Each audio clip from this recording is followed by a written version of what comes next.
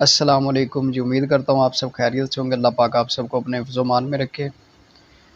अच्छा जी, 2-3 दिन से वीडियो नहीं आई, उसके लिए माज़रत चाहूँगा। थोड़ा मसरूफ़ियत थी। एक दोस्त के पास गया हुआ था, तो कुछ बातें की, कुछ अपनी पर्सनल लाइफ़ शेयर की एक दूसरे के साथ। वो आप लोगों को स्टोरी सुनाता हूँ, बड़ी अच्छी मज़े की स्टोरी है।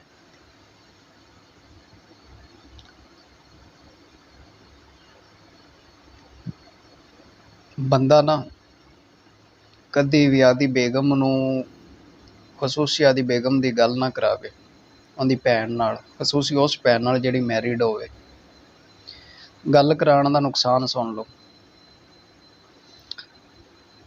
बंदा एक हैगा बेली है, उन्हें आदी साड़ी नाल रोज़ उहदी बेगम ने पींग पाई रखनी, 2-2 घंटे घंटा घंटा काल ते लगी रहना। अच्छा जी, उहदे सांढू ने आदी बेगम नूं मोबाइल लैके दिता। तकरीबन मेरा ख्याल है कोई ज़्यादा नहीं तो कोई 50-60 हज़ार दा होएगा इन्ने दा। तकरीबन नॉर्मल एंड्रॉयड भी इन्ने दा अजकल आंदा है। उहदी बेगम ने जी फरमाइश की। अच्छा जी, उहदी बेगम ने फरमाइश की, उन्होंने कहा भी मेरी भैन ने फलाना मोबाइल लिया तो मैनू लैके दे। ठीक है जी, उन्हें लै दिता।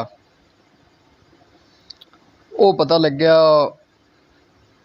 उहदी साली नूं कि उहदी भैन ने कोई महंगा मोबाइल और ले लिया मजीद, उन्हें कोई 10,000 5,000 मजीद महंगा ले लिया।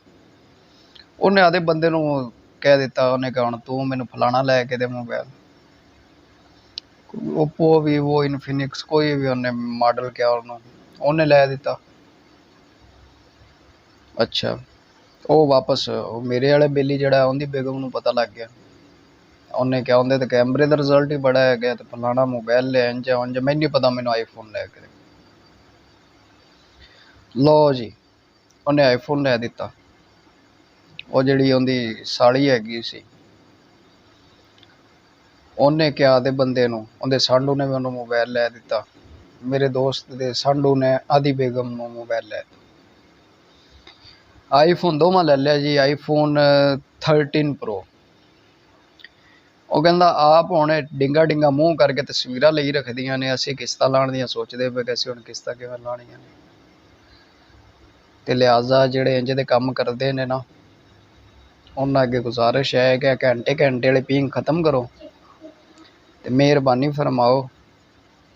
ਹੁਣ ਤੁਸੀਂ ਤਾਂ ਫਰਮਾਇਸ਼ ਕਰ ਲੈਣੀ, ਤੁਹਾਨੂੰ ਕੀ ਪਤਾ ਅਗਲੇ ਬੰਦੇ ਨੇ ਕਿਵੇਂ ਲੈ ਕੇ ਦੇਣਾ। ਉਹ ਵਿਚਾਰਾ ਰੋਂਦਾ ਪਿਆ ਸੀ ਮੇਰੇ ਅੱਗੇ, ਮੈਨੂੰ ਕਹਿੰਦਾ ਹੁਣ ਮੈਨੂੰ ਦੱਸੋ ਜੀ, ਹੁਣ ਮੈਂ ਕੀ ਕਰਾਂ।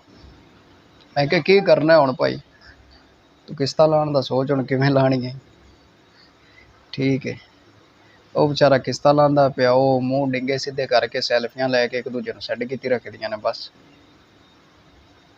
ਬਾਕੀ ਉਮੀਦ ਹੈ ਕਿ ਤੁਹਾਨੂੰ ਇਸ ਗੱਲ ਦੀ ਸਮਝ ਆਈ ਹੋਏਗੀ। ਇਹ ਰੀਅਲ ਵਾਕਿਆ ਸੁਣਾਇਆ। ਵੀਡੀਓ ਚੰਗੀ ਲੱਗੀ ਹੋਵੇ ਚੈਨਲ ਨੂੰ ਸਬਸਕ੍ਰਾਈਬ ਕਰਕੇ, ਲਾਈਕ ਕਰਕੇ, ਇੱਕ ਚੰਗਾ ਜਿਹਾ ਕਮੈਂਟ ਠੋਕ ਕੇ ਜਾਇਆ ਜੇ।